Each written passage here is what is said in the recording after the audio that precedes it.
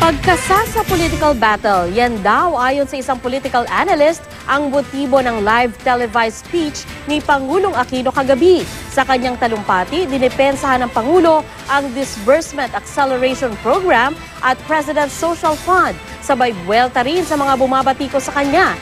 Narito ang aking report.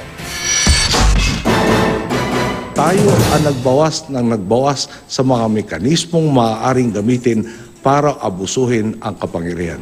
Tapos, tayo pa ngayon ang pinaparatangang pork barrel king. Kung marami mang nalumaan sa mga pahayag ni Pangulong Noynoy Aquino kagabi, ito ay dahil sa totoo lang, nabanggit na niya ang marami dito noon. Lahat ng kakayahan ko para makakuha ng ipamumudmud, binawasan ko ng binawasan.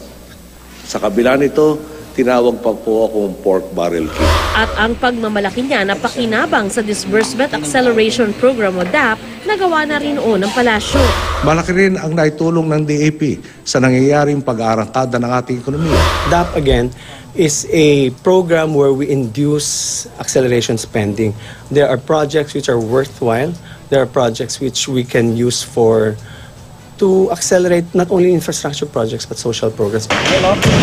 Dahil natulungan ng pondo ang Zamboanga City nang salakayin ito ng MNLF Miswari faction, suportado ng alkalde ng lungsod ang DAP. Ito po'y talagang sa oras ng pangangailangan ng Presidential Social Fund na nagamit po dito sa krisis ay kailangan at nakarating po talaga sa mga tao. Pero nanatili ang tanong ng mga eksperto. Hindi naman dinidebate kung anong ginagawa sa DAP. Ang issue talagang lumilitaw sa DAP is it constitutional or not. Kung halos wala naman palang bago, bakit kaya naglabas pa ng live na talumpati?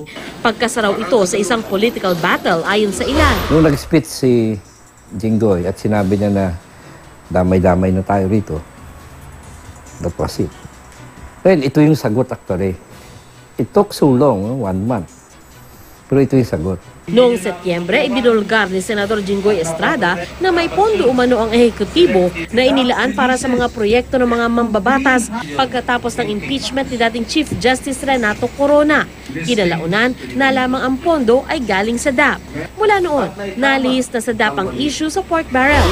Kaya paalala ng Pangulo, Pagnanakaw ang issue dito.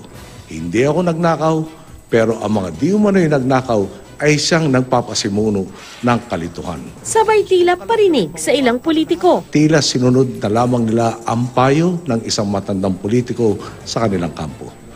Kung hindi mo kayang ipaliwanag, palabuin mo na ng lahat. Wala pang tugon sina Senador Jinggoy Estrada at Juan Ponce Enrile na kabilang sa mga inireklamo sa ombudsman kaugnay sa pork barrel scam.